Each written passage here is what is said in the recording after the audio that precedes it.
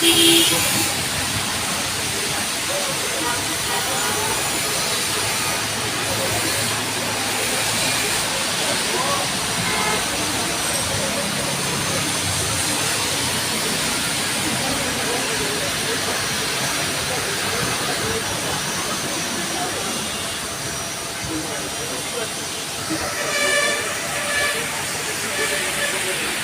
মুহূর্তে রয়েছি ঢাকা বিশ্ববিদ্যালয় মার্কেট কাঁটাবন এলাকায়। সাহিত্য বাজার, শিল্পৈষী ও কারুকর প্রিন্টার্সের অফিসে বাহিরে তুমুল বৃষ্টি আর ভিতরে চলছে মহাশয়দের কর্মব্যস্ততা। মহাশয় বলতে সাহিত্য বাজারের প্রকাশক সম্পাদক সালাম খোকন এবং কণ্ঠশীলন আবৃত্তি সংগঠনের বিদ্যায়তনের পরিচালক নুরুজ্জামান নান্নু।